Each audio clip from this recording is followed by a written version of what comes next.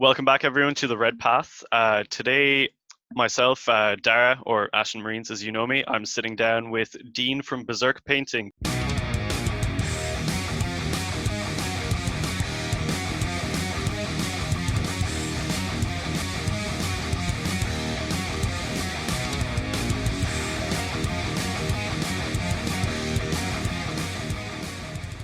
Hey folks, don't be surprised by having Dara introduce the video today. So this past weekend, I was incredibly busy doing several interviews and also kind of suffering a little bit from a cough and a cold, which I'm more or less over with now. But I asked Dara if he could help me out and interview Dean for this video, where they're going to discuss the prize coming up for the Tabletop Simulator Carnage for a Cause Champion of the Conqueror World Eater versus World Eater battle, which should be tomorrow if everything goes to plan. So Dara and Dean are both obviously phenomenal painters. I'll have some pictures and videos that Dean shared with me of the progress so far. I absolutely recommend you listen to this because it's a great conversation. Now, a lot of you have been asking for more hobby content on the channel, and I'll be honest, I'm just not good enough to really be able to put the stuff out there. However, between these two, we've got two very talented hobbyists and painters, and the stuff they talk about, well, is way over my head. There's some great tips and techniques and discussions of how these guys paint their models and get some real good colors and effects and everything else. So stick around, check out the progress so far, and hopefully you'll learn something as well. I know I have. All right, I'm going to hand it back over to Dara and Dean. I'm sitting down with Dean from Berserk Painting to talk about the prize for the Champion of the Conqueror competition, which is coming up this Saturday.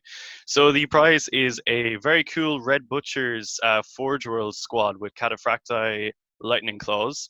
And it's being painted by Dean here from Berserk Painting. So Dean, if you want to introduce yourself and give us a little background on what you do. Hello, my name is Dean Greybetch and I am the Berserk Painter. Basically, I've been commission painting for a couple of years now. And I've reached out to Jamie and been part of this amazing charity event. And yeah, really, I don't know what to say. It's an absolutely fantastic event that's going on, and any sort of money that's raised to charity is brilliant at the end of the day. So, and we get to slaughter one another. For sure, man. Yeah, I'm really excited. It's going to be a really interesting game on our hands. And as you said, you know, the charity stuff is great. We've already raised an exceptional amount of money for both of our chosen charities. So just to remind everyone how it's working, basically whichever group, either the subreddit or the YouTube, whoever raises the most money for their respective charity, there's going to be a prize draw from that group, and the winner will get the squad of Red Butchers, which are being painted by Dean. So yeah, I'm just going to start you off in the questions, Dean. So first of all, I'd like to ask you, you know, what led you to doing, you know, commission painting and stuff? Like, was there a distinctive moment that you were like, okay, I'm going to do this, or was it more of a gradual thing, you know, where it kind of led from one thing to another?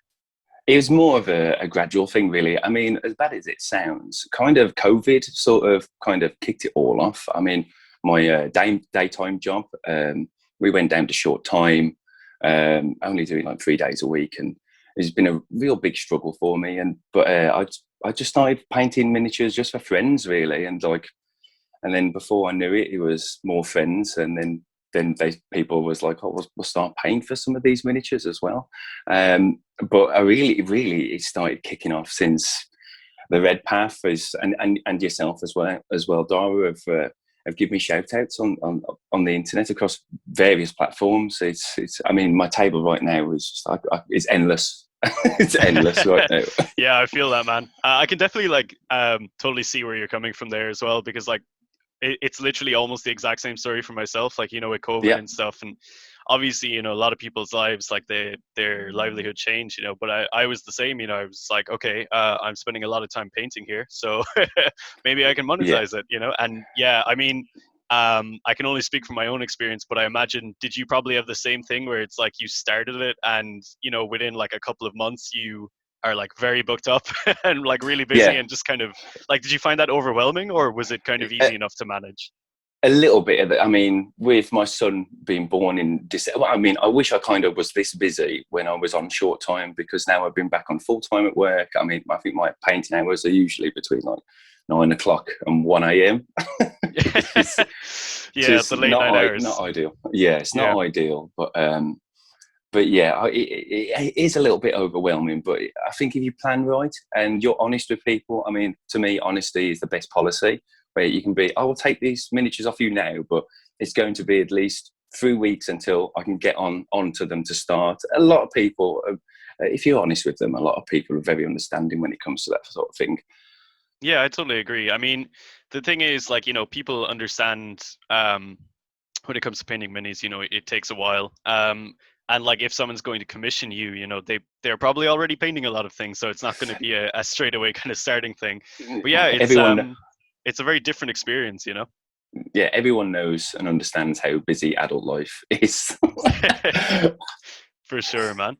For sure. So I'd like to talk a little bit more specifically about this commission prize, the Red Butchers. So like, when you're tackling a job like the Red Butchers, how much sort of planning and like preparation, like how much forethought goes into the project before you actually pick up those models and start putting paint on them? Do you really have to kind of think about what you're going to do beforehand, or is it very much like, you have your ideas as you're painting? Yeah, well, Jamie actually did a lot of hard work for me. I mean, because it's half resin models. I mean, the arms are plastic and the bodies are resin. So when you're using resin in general, that's always a few extra steps that you have to take, like the cleanup, but making sure that they are washed and cleaned in the first place. And then basically how the hell I was going to attach the arms to the butchers themselves, to the torsos themselves. And there was a couple of ways that I thought I was going to do it. I was like, oh, do I shave down the nubs that are there, or do I just drill some new ones for the arms? And I decided to just drill some of the new ones for the arms. But when it comes to like forethought and planning and stuff like that, I already had a few ideas about what I wanted to do, because obviously Jamie being in America and me and you being over on the other side of the pond, it took a few weeks for them, or a couple of weeks. I think it's about 2 weeks for them to get here. So I already had a lot of planning in place. And like what colour schemes I already wanted to go for, because I always know, well, we left it down to a bit of a vote, didn't we? If we were going to go 30k with a white, or if we were going to go 40k with the red. Yeah. And I always knew that the red was always going to be an option, but I didn't want these to actually be like some of the red that I have painted in the past, where they're a little bit brighter. Some of the other videos I've done where I've been painting Blood Angels, they were a bit brighter. These being 30k models in a 40k universe, so basically I wanted them to be a bit more dirty, a bit more rugged, a bit more battle hardened, shall we say. Yeah, I get that. I mean, that actually leads pretty well into my next question, which is more like, how you went about choosing that specific color scheme. Like, did you have like a lot of inspiration for it? Were you kind of looking online, or was it very much like based off models you'd already painted that you were going to take a similar approach to? How did you go about sort of picking the paints you were going to need and things like that? A little of column A and a little of column B. I like to have a lot of reference photos. I mean, some of them are from Reddit as well. I mean, Daka is quite a good one as well. That I found a good amount of red butchers that were already painted in the red scheme.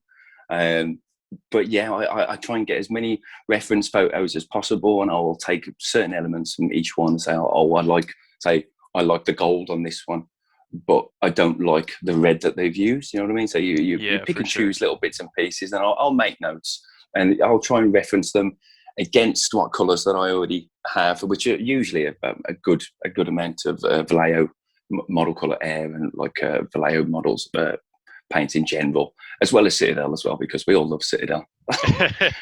Yeah, I mean, Citadel reds are really nice. They're amongst my favorite of all the Citadel paints. Is like the Citadel reds just have such a distinctive feel to them. They really take to the model quite well. Yeah, they cover very well as well. Like literally, you could probably get away with, because my painting style, because I won't lie to you, Dara, I'm like 6'4" with shovel hands. So miniatures can be a little bit daunting for me in general, depending how small they actually are. Like guard is annoying as hell, because anything on a 25mm base, right? It's just but exactly. So when I'm painting, I try and leave it down to like a capillary action. I'm always real thin, and then I usually let the paint do the work for me, if that sort of makes sense. Yeah, I get you. Yeah, that's really interesting.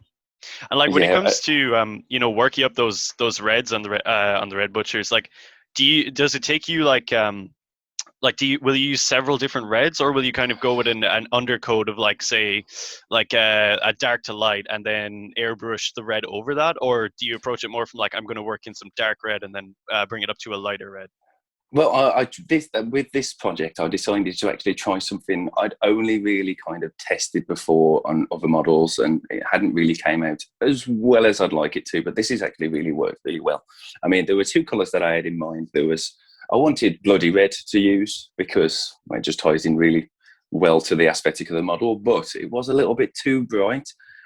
So this time I decided to prime them all black, and then I'll do a spot highlight of red on the top from like a 45-degree angle, like a high angle of attack, and then do an overcoat of. I went with a darker red in the end. I went with it's like a fire red that I've used in previous videos that I've got on YouTube, and then from there it's been a lot of washes and a lot of glazes, and Yeah. and the underrated a tiny bit of dry brushing as well, especially with these sorts of models, because even if you look at them, they're not clean. They've got dents and scratches on them. So just a little bit of, I think I used a bit of Aslarath red, which is Oh, a very nice. dry Yeah. anyway. And then I used a bit of Wild Rider red on top of that. And then I used glazes to tie them together afterwards. Yeah, I mean, I would actually. It's interesting that you mentioned that, because I suppose recently myself, I've kind of rediscovered dry brushing from like, a different angle, we'll say, because like, Yeah. I know you probably have the same thing, right? When you're like painting power armor, a lot of people are like, oh, stay away from dry brushing.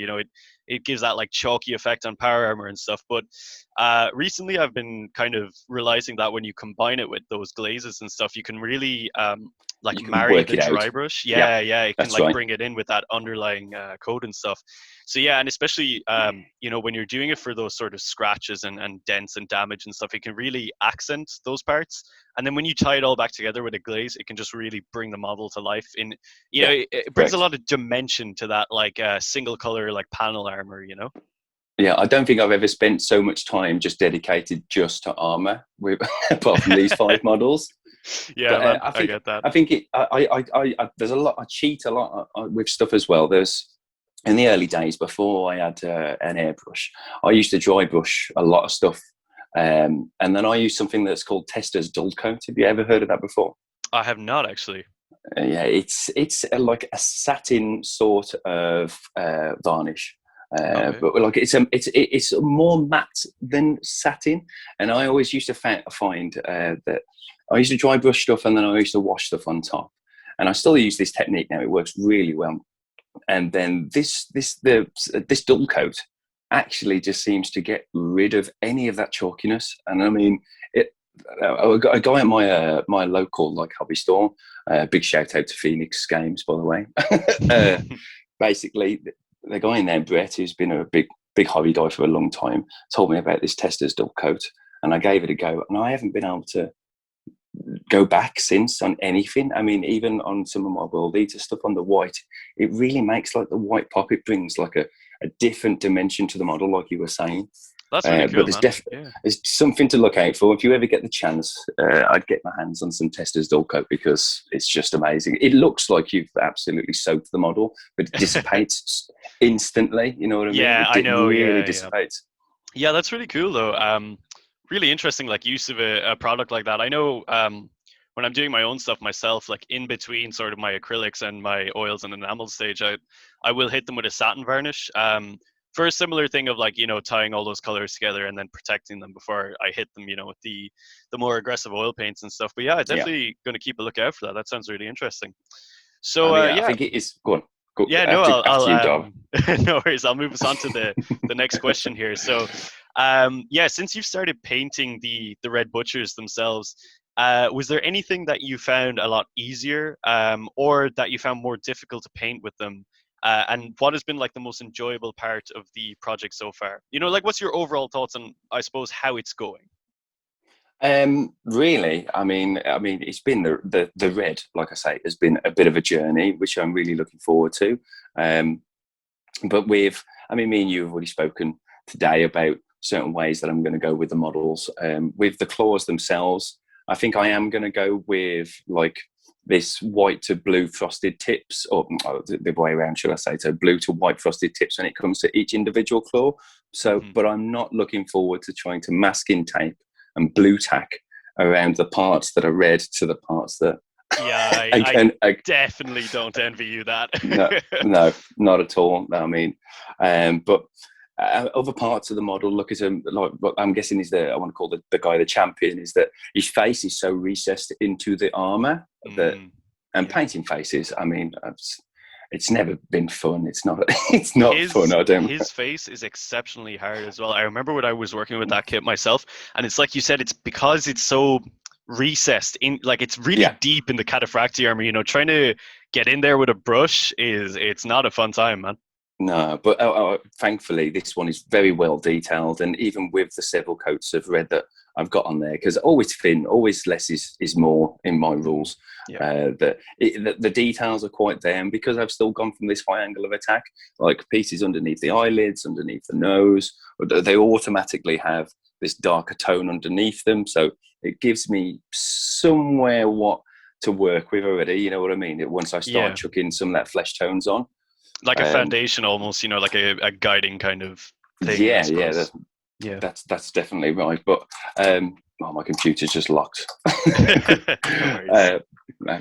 But as for the rest of the model, really, there's another couple of paints that I'd like to use as well that I'd like to talk about. I mean, it's one for Jamie because I know that Jamie absolutely hates painting metallics. Um, and I use a paint that it's also a Vallejo paint, which is okay. It's called Old Gold. It's like a metallic range of paints that actually has metallic pigments. They're a Mm. little bit more difficult to paint with because you have to water them down with alcohol, but they cover immediately.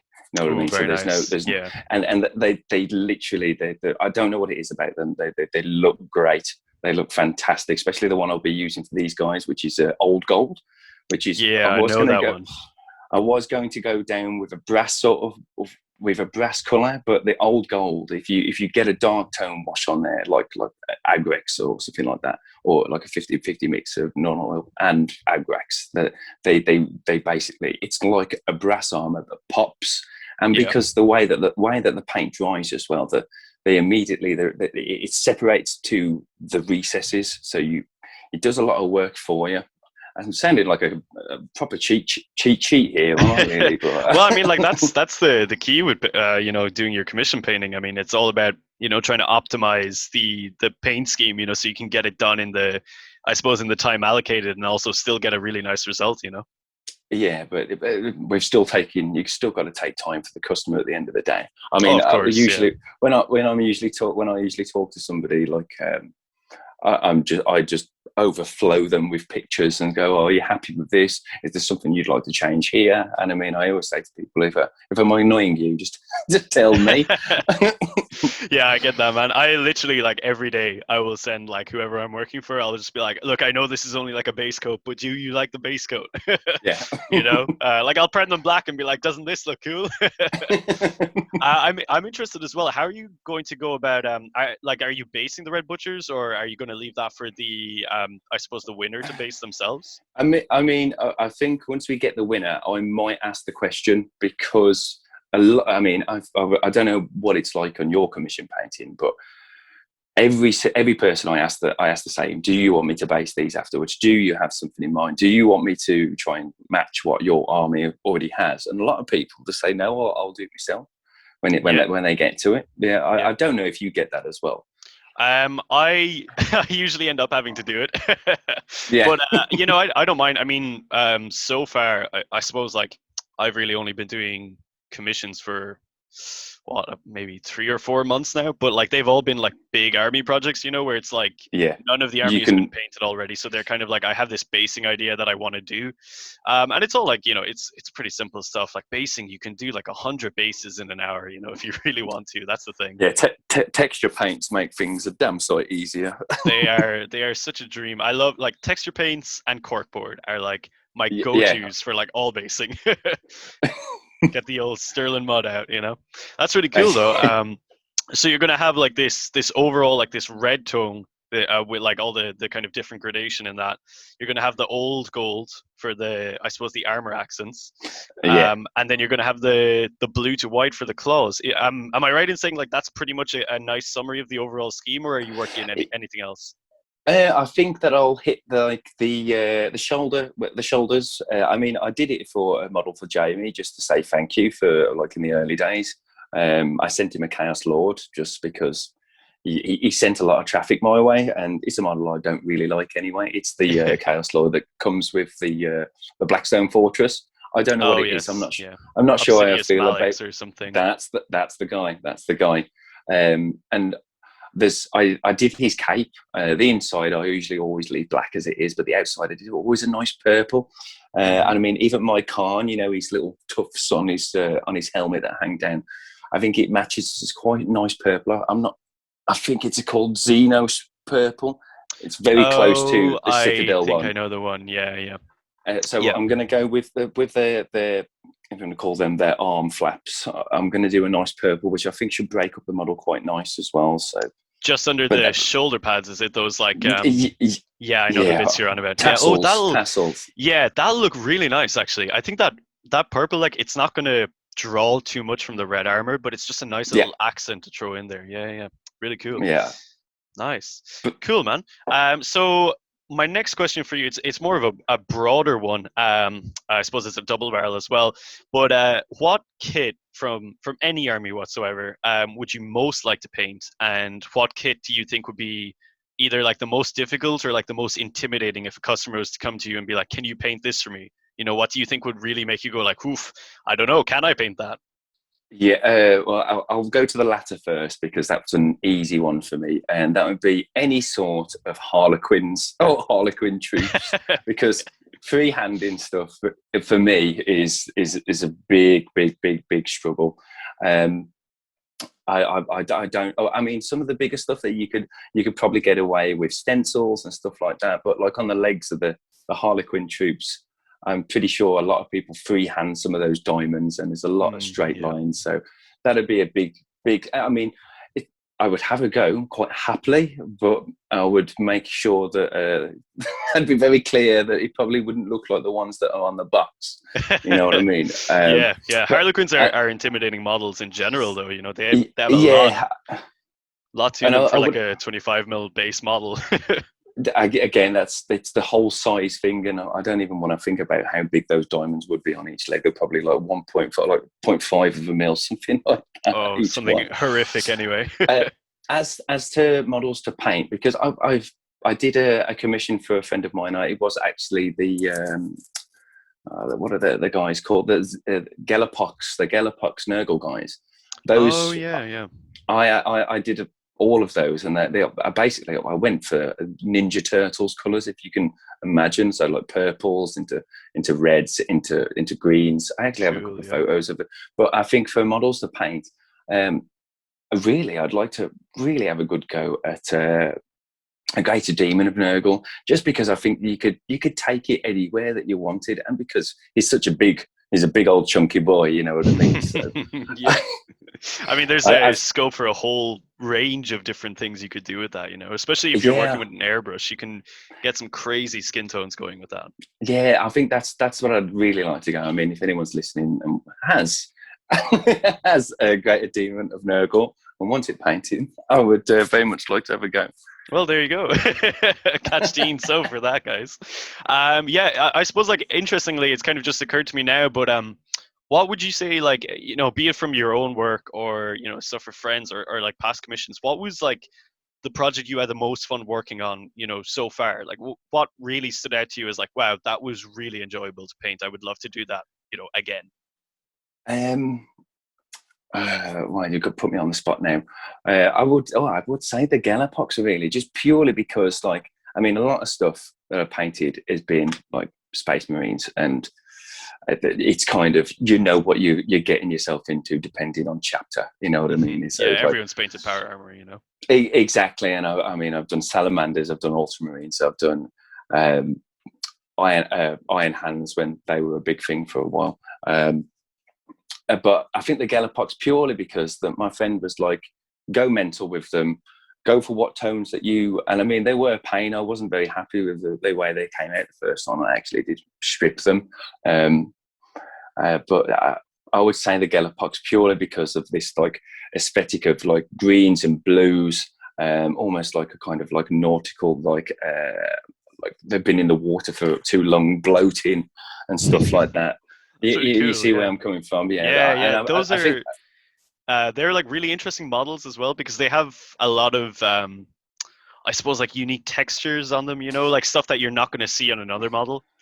yeah, I think one of the pain ones to paint that was, I think it's like a big group of flies, and trying to paint individual wings on like about 30 or 40, or probably about 80 flies that are more built up on one base is a bit of a nightmare. But I would say Ooh, that's yeah, probably that the sounds most rough. fun. Yeah, it wasn't fun. But like, just if you're given that if you're given that freedom basically to paint to your heart's desire, then I think really that's what makes anything fun at the end of the day. Instead of being locked off to, like, say, I'm doing a lot of Blood Angels at the moment, and I'm getting tired of red. You know what I Yeah, mean? yeah, I It can feel that. be, yeah, it can be quite samey at the end of the day. So being given that artistic freedom to do what you want at the end of the day, I think that's what makes painting models in general the fun part, to say. I suppose like on that, like, do you prefer when a client, you know, comes to you with a very strict color scheme, as in like I want, we'll say these exact colors in this exact scheme, or would you prefer someone to kind of be like, I have this idea, you know, or like I have this army, and like they have a very loose interpretation of what they want, but they're like, look, you're the artist, I want to leave it up to you. Like, which of those two would you prefer? Would you say? Well, it depends what army it is, I suppose. But I would agree and say that I would like that freedom a little bit sometimes. But it's difficult. It's a difficult one. When people have an idea of what they want, automatically helps when you're commissioning anything. I think, as a general rule of thumb. But if they can say, "Oh, this is the sort of thing that I want," and they can send you reference pictures, it almost takes like some of the hard work out for you. Yeah, I very much get that. I mean, like, it can be a little bit difficult sometimes, you know, to just sort of like come up with everything by yourself, you know. And also trying to be like, oh, like this is what I like, but I really hope the client likes this as well, you know. There has to be, I think it's like somewhere in between for myself anyway. Like I like to have the artistic freedom, but I also definitely like the client to be like, okay, this is like the rough scheme of what I want, and I'm like, hey, Yes, I know the colors, but I know the paints I'm going to pick myself for that, you know. some sort of like direction for you to start going in. That's it exactly. Yeah, cool, man. So I think that's pretty much the questions I have for you. Just to close it out, you know, do you want to tell everyone here, you know, where they can find you on like social media or on online anywhere, you know, to get in contact with you about commissions? Yeah, well, I usually work for my Instagram is probably the best place to find me. And so I'm Berserk Painting on Instagram. And I mean, I have a handful of YouTube videos out at the moment, but because commissioning is taking up most of my time, I haven't really, I mean, I have some in the works, but I haven't been able to get onto them. But you can also find me at Berserk Painting on YouTube as well. And those are the main two things that I use at the moment. I always find the Instagram social the social like media is it's a nice platform, and people are a lot nicer on there. Yeah, I definitely agree. Like Instagram has been, it's almost like free advertising, you know, because you're like Yeah, posting stuff on your page being like, oh, look at these models I painted, but like that, you know, you're also building up your portfolio at the same time. But yeah, it's a fantastic platform. So, you know, I think there'll be some pictures of what Dean's working on yeah, coming up on screen while this video is rolling. So if anyone likes what they see, get in contact with Dean, get some cool commissions done. And for everyone who's like getting hyped for this weekend, if you can spare the time and the money, donate to one of the chosen charities, and tune in on Saturday for the big game where it's all going to be kicking off, and it promises to be a really exciting time. Will you be tuning in for the game as well, Dean? Most certainly. I'll have it up on screen while I'm painting, probably. Always the like best the last way, one. Yeah. Yeah, nice. Cool. So Dean, thank you so much for joining me for this quick chat about the prize. I hope everyone's gotten a little bit more excited about it now.